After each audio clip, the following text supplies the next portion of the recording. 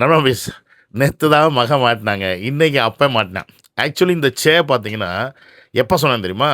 கரூர் சம்பவம் நடந்தப்போ விஜய்க்கு அகெயின்ஸ்டாக இந்த ஆள் ஒரு வீடியோ பதிவு பேசி அதில் லாஸ்ட்டாக அப்படின்னு ஒரு reaction கொடுத்துருந்தான்.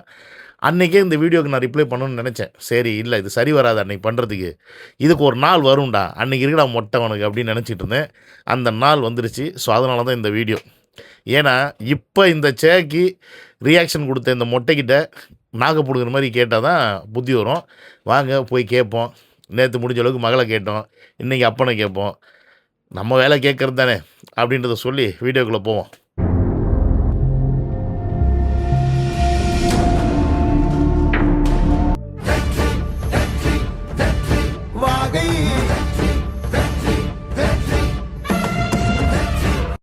Welcome to Vijay stock and welcome to another video.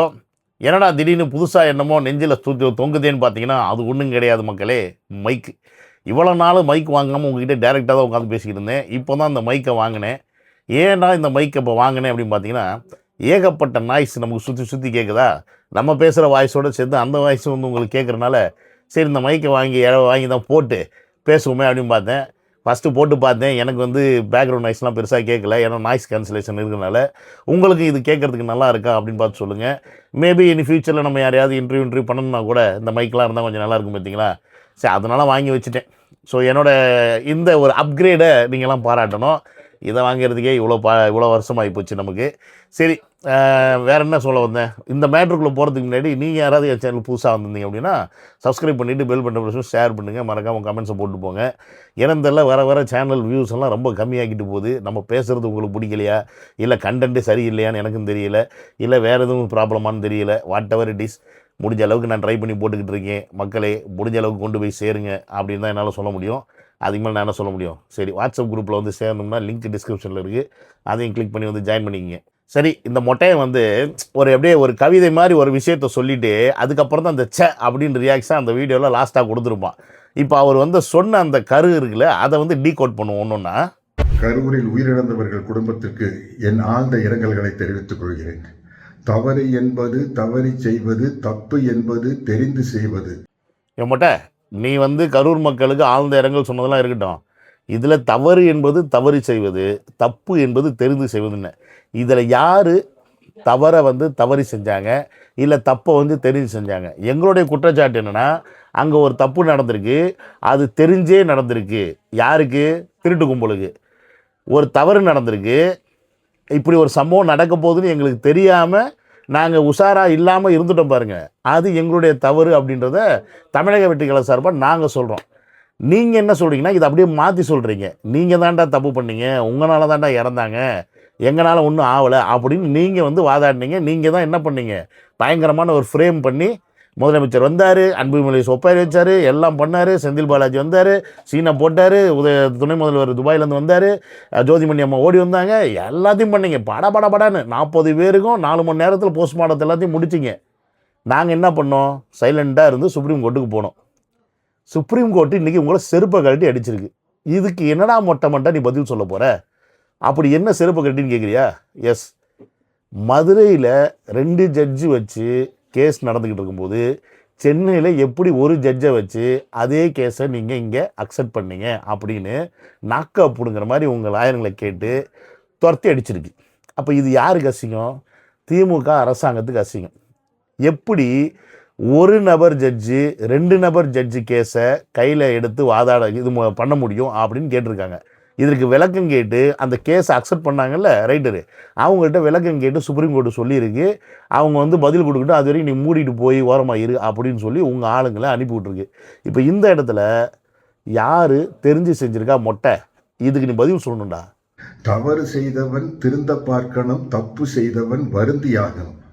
S, நல்ல பாயிண்ட். தவறு செய்யவன் திருந்த பார்க்கணும், தப்பு செஞ்சவன் வருந்தி ஆகணும் அப்படின்னு சொல்லி சொன்னேன். தவறு உண்மையாலுமே எங்கள் சைடில் தவறு. என்ன தவறு? நாங்கள் கொஞ்சம் சூதானமாக இல்லாமல் இருந்துட்டோம். இப்படிலாம் நீங்கள் இந்த அளவுக்குலாம் போவீங்க, மக்களோட உயிரை கூட எடுக்கிற அளவுக்குலாம் நீங்கள்லாம் போயிடுவீங்க, அப்படி ஒரு செட்டப்பாலாம் கூட உங்களால் செய்ய முடியும், அந்த அளவுக்கு மனசாட்சி இல்லாமல் நீங்கள் போயிடுவீங்கன்ற அந்த ஒரு எண்ணத்தில் நாங்கள் இருந்துட்டோம் பற்றியா தமிழக வெற்றி கழகம். அது மிகப்பெரிய தவறு. அந்த தவறை இப்போ நாங்கள் திருத்திக்கிட்டோம்.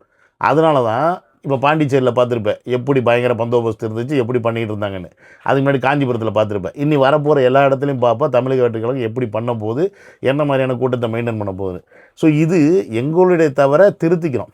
தமிழக வெற்றிக்கழகம் ஆரம்பித்த காலத்திலிருந்து ஏதாவது ஒரு தவறை யார் சுட்டி காட்டினாலும் அதை திருத்தி கொண்டு இருந்திருக்கிறது.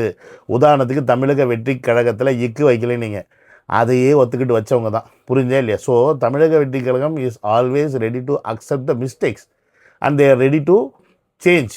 அதை நாங்கள் சேஞ்ச் பண்ணுறதுக்கு நாங்கள் ரெடியாக இருக்கோம். ஆனால் இங்கே தப்பு செஞ்சவன் வருந்தி ஆகணும்னு சொன்னீங்க. இப்போ இந்த இடத்துல யார் தப்பு செஞ்சது? எங்களை பொறுத்த வரைக்கும் நீங்கள் தப்பு செஞ்சீங்க, உங்களை பொறுத்த வரைக்கும் நாங்கள் தப்பு செஞ்சோம். அப்படின்னா இந்த இடத்துல அரசாங்கம் தப்பு செய்யலைன்னு நீங்கள் சொல்கிறீங்க. அப்படின்னா அப்போ பொதுவான ஒரு விசாரணை இங்கே நடக்குது. இந்த பொதுவான விசாரணை கூட, சிபிஐ விசாரணை கூட தமிழக வெற்றிக்கழகம் கேட்கல. தமிழக வெற்றிக்கழகம் கேட்டது என்ன? எங்களுக்கு ஒரு எஸ்ஐடி வேணும், அந்த எஸ்ஐடி அமைச்சு கொடுங்கன்னு சுப்ரீம் கோர்ட்டில் கேட்டாங்க. அஜய் ரஸ்தோகி தலைமையில் ஒரு எஸ்ஐடியை ரெடி பண்ணி கொடுத்தாங்க. இது கூட சிபிஐயும் சேர்த்து யார் கொடுத்தது? சுப்ரீம் கோர்ட் ஆர்டர் கொடுத்தது.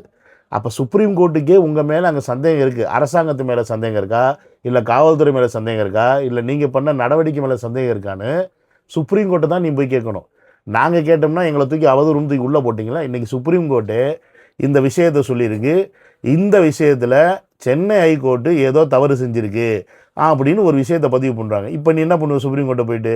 அப்போ இந்த இடத்துல நீங்கள் என்ன தவறு செஞ்சுருக்கீங்கன்னு கொஞ்சம் கூட வருந்தலை. யார்? திருட்டு கும்பல். இப்போ நீ இதை யாருக்கு சொல்லியிருக்க? எங்களுக்கா, உங்கள் திருட்டு கும்பலுக்கா? சிந்திச்சு பார்த்து செய்கையை மாற்றி சிறுசா இருக்கையில் திருத்திக்கோ, தவறு சிறுசா இருக்கையில் திருத்திக்கோ. என் மொட்டை நாங்கள் சிந்திச்சு பார்த்தனால தான், ரொம்ப அமைதியாக இருந்தனால தான் அங்கே ஏதோ தவறு நடந்திருக்குன்னு சொல்லி உங்களுடைய செயலுக்கு இந்த இடத்துல நியாயம் கிடைக்காதுன்னு சொல்லி சுப்ரீம் கோர்ட்டு கதவை போய் தட்டினோம். நாங்கள் கரெக்டாக தான் போய்கிட்டு இருக்கோம். ஆனால் நீங்கள் தவறு செஞ்சீங்களே, அதை நீங்கள் மாற்றிக்கிட்டீங்களா? இப்போ வரைக்கும் மாற்றலை. இப்போ நீங்கள் என்ன பண்ணிகிட்ருக்கீங்க? இவ்வளோ நாள் தமிழக வெற்றிக்கழகத்தில் இவங்க தான் காரணம், விஜய் அவர்களுடைய கட்டமைப்பு சரியில்லை, அவங்க லேட்டாக வந்தால் தான் காரணம்னு சொல்லி ஏகப்பட்ட தில்லாலங்கடி வேலை பண்ணீங்க. இன்றைக்கி சுப்ரீம் கோர்ட்டில் போயிட்டு நீங்கள் தவறு செய்யலை அப்படின்னா எதற்கு சிபிஐ வேண்டாம் அப்படின்னு சொல்லி அங்கே சுப்ரீம் கோர்ட்டில் கேஸ் ஃபைல் பண்ணுறீங்க? அப்போ உங்கள் மடியில் பயம் இருக்குது. அப்போ நீங்கள் ஏதோ தப்பு பண்ணியிருக்கீங்க. சுப்ரீம் கோர்ட்டு உங்களை நொங்கு எடுத்துருக்கு. சரி, அதெல்லாம் விடு. விசாரணை ஆணையம்னு ஒன்று அமைச்சிங்கல்ல அருணா ஜெகதீசனை வச்சு, அது எதுக்கு ஆரம்பிச்சிங்க? கரூர் சம்பவத்தை கண்டுபிடிக்கிறதுக்கு. ஆனால் இன்றைக்கி நீங்கள் சுப்ரீம் கோர்ட்டில் என்ன சொல்லியிருக்கீங்கன்னா, இந்த விஷயம் எஸ்ஓபி ப்ரொசீஜரை அப்ளை பண்ணுறதுக்கு அது கேஸ் கோர்ட்டில் இருக்குது. ஸோ அவங்க இதை விசாரித்து இதுக்கேற்ற ஒரு ஸ்டாண்டர்ட் ஆப்ரேஷன் ப்ரொசீஜர் அவங்க ஒரு ஐடியா கொடுப்பாங்க, அதுக்காக அமைச்சேன்னு சொல்லி ஒரு புருடா விடுறீங்க. தெரிஞ்சு தெரியாமல் நடந்திருந்தால் அது திரும்பவும் வராமல் பார்த்துக்கோ. மொட்டை எங்களை பொறுத்த வரைக்கும் அது தெரியாமல் நடந்தது தான். புரியுதா? எங்களுக்கு தெரியாமல் நீங்கள் செஞ்ச சதி அப்படின்றது எங்களுக்கு தெரியாமல் நடந்தது. தெரிஞ்சிருந்தால் அப்படி ஒரு சதி நடக்கவே விட்டுருக்க மாட்டோம். நாங்கள் கொஞ்சம் உஷாராக இருந்திருப்போம். ஸோ இங்கே திருந்த வேண்டியது நாங்கள் இல்லை, எங்கள் சைடு தப்பே இல்லைனாலும் இருந்தாலும் இனி நம்ம வரப்போகிற இடங்களில் எப்படி நடந்துக்கணும்னு ஏகப்பட்ட ஸ்டெப்ஸை மெஷர்மெண்ட்ஸை எடுத்துட்டாங்க. ஆனால் நீங்கள் திருந்துனீங்களா? நீங்கள் வருந்துனீங்களா? 41 உயிர் போயிடுச்சு, இப்போ வரைக்கும் வருந்திருக்கீங்களா? இல்லையே. இப்போ வரைக்கும் அதை காரணம் காட்டி இப்போ வரைக்கும் பிரச்சாரத்துக்கு முட்டுக்கட்டை போட்டுக்கிட்டு இருக்கீங்க, பிரச்சாரத்துக்கு தடை போடுறீங்க. ஏன்? விஜய் அவர்கள் பிரச்சாரம் பண்ணக்கூடாதுன்னு ஏதாவது ஜனநாயக சட்டப்படி இருக்கா? ஒரு கட்சி வச்சுருக்கிறவர் ஒரு மீட்டிங் போடுறாரு, அதற்கான கூட்டம் வருது அப்படின்னா அந்த கூட்டத்தை அனலைஸ் பண்ணி அதற்கான பாதுகாப்பையும் ஏற்பாடையும் கொடுக்க வேண்டியது உங்கள் கவர்மெண்ட்டுடைய வேலை, உங்கள் காவல்துறையுடைய வேலை. அதை கொடுக்க முடியலைன்னா நீங்கள் என்ன பண்ணணும்? வீட்டுக்கு போயிடணும்.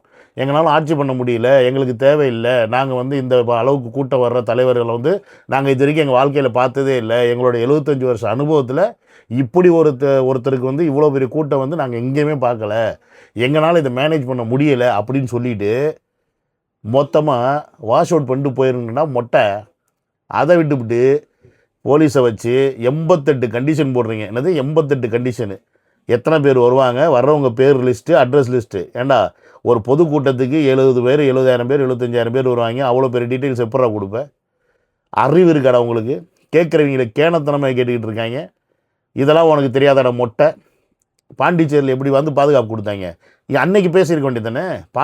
பாண்டிச்சேரியில் பாதுகாப்பு கொடுத்தப்போ இந்த மாதிரி ஒரு வீடியோ போட்டுருங்களா மொட்டை? நீ காவல்துறை இதே மாதிரி நீங்கள் ஏன் கரூரில் கொடுக்கல? பாருங்கள், ஒரு சின்ன பிரதேசம் பாண்டிச்சேரியில் இவ்வளோ அழகாக பாதுகாப்பு கொடுத்துருக்காங்க மக்களுக்கு. வெறும் இத்தனைக்கும் 5000 பேர் தான் அவங்க அலாட் பண்ணியிருந்தாங்க. அந்த 5000 பேருக்கு 1000 போலீஸ் இறக்கியிருந்தாங்க பாண்டிச்சேரி. இங்கே தமிழக வெற்றி கழகம் தமிழ்நாட்டில் எங்கே போனாலும் 50,000 பேர் 60,000 பேர் வருவாங்க தெரியும். ஆனால் நீங்கள் போலீஸ் இறக்கிறதுக்கு உங்களுக்கு வலிக்குது. இந்த மாதிரி ஒரு சம்பவம் நடக்கணும்னு நீங்கள் ஆசைப்பட்டீங்க, நீங்கள் அதை செய்யணும்னு நினச்சிங்க, செஞ்சிட்டீங்க. இன்றைக்கி அதை சுளுக்கு எடுக்கிற மாதிரி இன்றைக்கி சிபிஐ நோண்டி நோண்டி கேட்கும்போது உங்களுக்கு வலிக்குது இல்லை?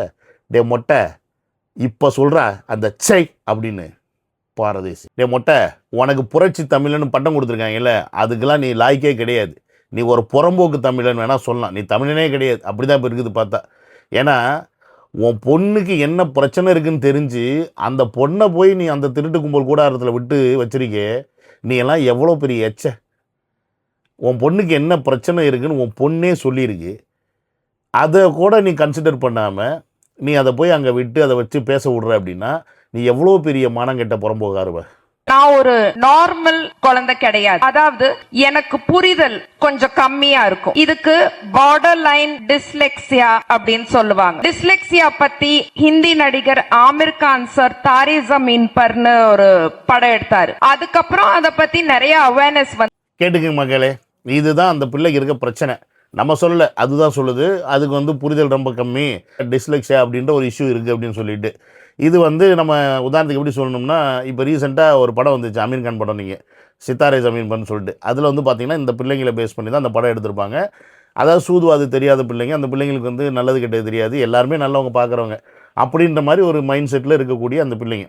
ஸோ இப்படி ஒரு பிரச்சனை இருக்குது அப்படின்னு இந்த பொண்ணு சொல்லுது அப்படின்னா, இந்த பொண்ணை கொண்டாந்து நீ ஒரு கட்சியில் சேர்த்து அந்த கட்சிக்கு வந்து சப்போர்ட் பண்ண சொல்லி வேறு ஒருத்தரை நீ வந்து அசிங்கப்படுத்தும் விதமாக பேசுகிற அப்படின்னு வச்சுக்க, நாளைக்கு இந்த பொண்ணு வந்து இந்த கட்சி விட்டு வெளில வருது, இல்லை இந்த கட்சிக்கு அகைன்ஸ்ட் ஏதாவது பேசுது, எந்த அளவுக்கு இதை அசிங்கப்படுத்தி பேசுவாங்க தெரியுமாடா மொட்டை. ஏன்டா டே மொட்டை, திருட்டு திமுக எந்த அளவுக்கு இந்த பொண்ணை அசிங்கமாக பேசுவான்னு உனக்கு தெரியும். தெரிஞ்சும் கொண்டு போய் உன் பொண்ணை அங்கே போய் சேர்த்து விட்ருக்கீங்கன்னா நீ எவ்வளோ பெரிய அயோக்கியனாக இருப்ப. உன்னை மாதிரி ஒரு மானங்கெட்ட அப்பனை எங்கேயாவது பார்க்க முடியுமா? கேவலமான அப்போ எனக்கு தெரிஞ்சு. இந்த வீடியோ நான் ரொம்ப நாளைக்கு முன்னாடி பார்த்தப்ப இதுக்கு ரிப்ளை பண்ணணும் அப்படின்னு நான் நினச்சிக்கிட்டு இருந்தேன். ஆனால் அன்றைக்கி நான் பண்ணியிருந்தேன் அப்படின்னா நான் ரொம்ப சப்போர்ட் பண்ணி இவனை திட்டணும் அப்படின்ற மாதிரி கூட வந்துடும், சில பேர் நினச்சிருவீங்க அப்படின்றதுக்காக. சரி, எவ்வளோ பேர் வந்து கரிச்சு கொட்டிகிட்டு இருக்காங்க, அதில் இவனும் ஒருத்தன். சரி விடு, பார்த்துக்கலாம். என்றைக்காக இருந்தாலும் நீதி வெல்லும். அன்னைக்கு இந்த மொட்டையனை வச்சு செஞ்சுக்கலாம் நான் நினச்சேன். ஆனால் இன்றைக்கி நேற்று பார்த்தீங்கன்னா கரெக்டாக பொண்ணு மாட்டுது. அதுக்கப்புறம் அதுக்கேற்ற மாதிரி நமக்கு வந்து இன்றைக்கி தீர்ப்பெல்லாம் வருது. ஸோ இதெல்லாம் பார்த்து கேட்டவுடனே நமக்கு சரி இதை தான் நான் இப்போ பண்ணி சொல்லணும். ஏன்னா நீ அன்றைக்கி இந்த சேன்னு சொல்லி அவ்வளோ ஒரு ரியாக்ஷன் கொடுத்தியேடா, கொஞ்சம் கூட மனசாட்சி இல்லாமல். இவ்வளோ வருஷமாக நீ இருக்க தமிழ்நாட்டில், இவ்வளோ வருஷமாக நீ அரசியலில் இருக்க, அரசியல் படங்களில் நடிச்சிருக்க, அமாவாசை அமைதிப்படைன்னு ஒரு படம் மணிவண்ணன் வச்சு எடுத்து அந்த படத்தில் நடிச்சிருக்க. ஒரு அரசியல்வாதினா எப்படி இருப்பாங்க, எந்த அளவுக்கு எல்லைக்கு போவாங்க அப்படின்றது உனக்கு எல்லாமே தெரியும். தெரிஞ்சும் நீ உண்மை என்னன்னு கொஞ்சம் கூட யோசிக்காமல் புதுசாக ஒருத்தவங்களை ஒருத்தர் வந்து நீ வந்து ஒட்டுமொத்தமாக முடிக்கணும்னு அந்த கும்பல் ஆசைப்படுது. அந்த கும்பலுக்கு நீ துணை போகிறேன்னா நீ எவ்வளோ பெரிய அயோக்கிய புறம்போக்கா இருப்ப. நீ எல்லாம் எம்ஜிஆரை வந்து உன்னுடைய தலைவன் வேறு சொல்லிக்கிற. அவர் கொடுத்த கரலா கட்டை வேறு வச்சுருக்கேன்னு சொல்ல, அந்த கட்டை எடுத்து உன் மண்டையில் போட்டு பழக்கணுண்டா மொட்டை மண்டையா. உன்னை போய் புரட்சி தமிழன் வேறு சொல்லி டைட்டில் மயிர் வேறு போடுறாங்க. கேவலம் பிடிச்சவன். இந்த மாதிரி பொம்பளை பிள்ளைக்கு பிரச்சனை இருக்குன்னு தெரியுது, அதை கொண்டாந்து அரசியலில் சேர்த்து விட்டு அதில் காசு பார்க்குற கம்முனாட்டி நீ எல்லாம் வந்து சேன் டைலாக் மசில் சொல்கிற. உனக்கெல்லாம் அருகதையே கிடையாது. இன்றைக்கி தான் எனக்கு கொஞ்சம் நிம்மதியாக இருக்குது இந்த வீடியோக்கு இவனை வச்சு செஞ்சமேன்னு. உங்களுக்கு நிம்மதியாக இருந்துச்சுன்னா நீங்கள் என்ன பண்ணணும்னு உங்களுக்கு தெரியும், அதை பண்ணுங்கள் அப்படின்றத சொல்லி இந்த வீடியோ முடிச்சுக்கிறேன். சேனலாக இந்த video love you all, take care, by.